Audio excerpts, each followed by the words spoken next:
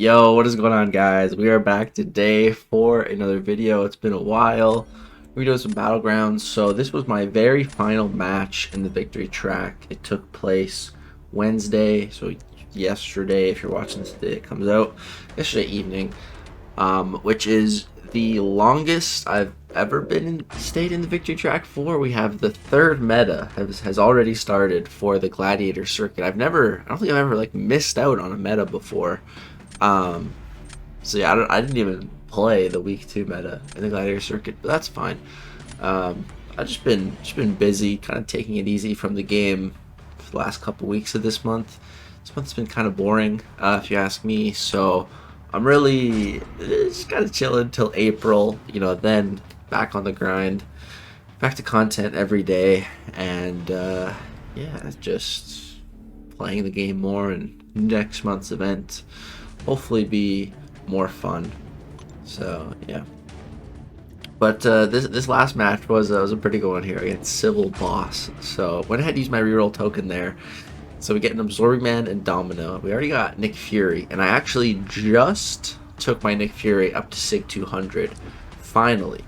The addition of Sig Stones to the Battlegrounds store has been absolutely game changing, and I've finally gotten to the point. Like, when 6-star signature stones got added to the Battleground store, I had so many champions I wanted to sig up. I finally got all those champions sigged. Finally.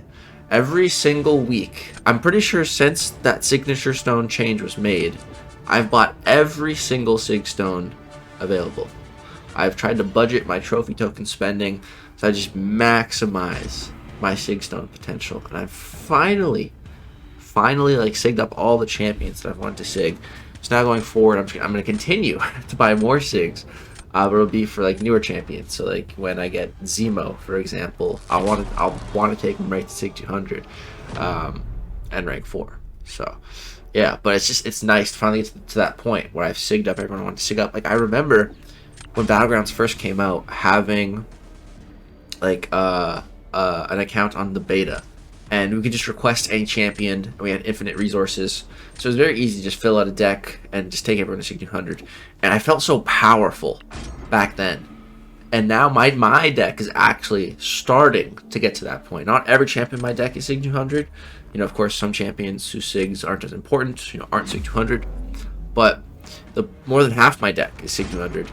And I'm getting there, so it just feels really good to really how far my account's really come lately. So here we got a Korg, and we're using Domino. I probably should have used the Absorbing Man here, but watch this right here. Pay close attention right here. That is the fruit of my labor paying off, guys. There it is again. Those are clean, light intercepts. You showed this gameplay to me 1 year ago, I wouldn't think it's me. Like, I'm very good at recognizing my own gameplay. Like, I could tell if I know someone's gameplay style. Like, I could tell who's fighting just by watching them. Like, if I was watching a video, no one told me who it was, and it was MSD, like, I'm pretty sure I could tell, But like a year ago, late or something like that was impossible for me. I would never even have thought. But ever since Absorbing Man came out, I've been practicing, and practice is starting to pay off. I'm able to use it in real scenarios, everyday scenarios, and it feels so good for that hard work to finally pay off and be able to implement it into Battleground matches here. And so this Korg fight is going pretty great, man. We've avoided his Thorns damage pretty well so far. Everything is going solid. We're about a minute in. Boom, take down this last shield. I did have to go for a special 3. I kind of mismanaged my power. Probably would have been better if I could have got off a special 2 when his shield was down. And we're 2 seconds faster, but we took 6.6% more damage. So we lose that. Oh, that was so fresh. Oh man, the light intercepts were so clean. I was feeling so proud of myself after that match. That was a frustrating one, but I'm like, okay, you know what? That's fine. That makes things more interesting for my possible final match to get into the Gladiator circuit. At least this guy's giving me a challenge, alright? That makes this more fun. It wouldn't be as fun if I just 2-0'd him, So this is interesting. So now he throws down Domino. So here, because he threw down that domino, I knew like my only option is Warlock. I was trying to draft my Nimrod, but that clearly didn't never happen. So I ended up stuck with Warlock as my best domino counter, which I don't love Warlock for domino. So I threw my Spot down. I really love using Spot on attack, and I really only put him on defense if I'm in a bit of a sticky situation where I really need a strong defender, and I can't spare him on attack. So put him down here because I need to win this round. I'm fighting domino. I'm probably gonna lose at least like 20% of my HP, so I need my defender to really put in work. And Spot really puts that work in on defense. But I do not like fighting Spot. He is such a good defender. He's scary. So yeah, put him down on defense. In Spot we trust, and here we're just going Warlock. So right here, maybe I should have parried before I special 2'd, so that my armor break debuffs wouldn't have gotten eaten by the Conflictor. I wasn't even thinking about that, but the 2 armor breaks prior to the special did stick around, so we did get in some nice damage, and this fight's going actually fairly well. We did really take advantage of the secondary node in the victory track that increased our special attack damage for depending on the amount of power the opponent has. So with that, we were able to come out of there we took more than 20% of that health from the crit failures, but not too bad, and we did it in a minute. We ended up winning. He actually ended up taking down Spot though with above 50% health in a little over a minute, so that's a solid fight. I've never fought Spot with Kingpin. I don't know how that matchup is. I've heard that it's not the best. I would like to try it though, but yeah, he did good. It was another close one, but this time we took it. Now going into round 3 here, I decided to put Nick Fury down on defense. I wasn't entirely sure what to do here. I could have put Absorbing Man down on defense as well. I think he would have been a good option, and Nick Fury might have been a little bit better to save in case he put down Overseer. But he ended up putting down Guardian. And I have 2 choices here. I can go Absorbing Man, or I could go Torch. The Guardian does have extreme energy resistance, so if I went with Absorbing Man, his Magma form would be hindered. I've done that fight before though, and he still can take Guardian.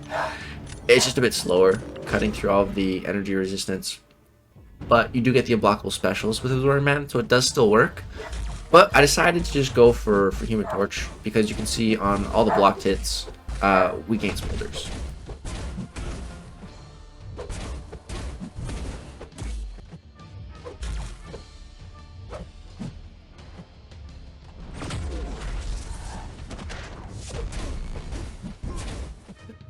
Sounds like Ace sparking at someone, but there, it's fight now. So yeah, with this fight, I really wish my office was soundproofed. These panels, they're not soundproof. They just kind of absorb some sound and make it sound a bit better. But yeah, so everything's going pretty great in this fight.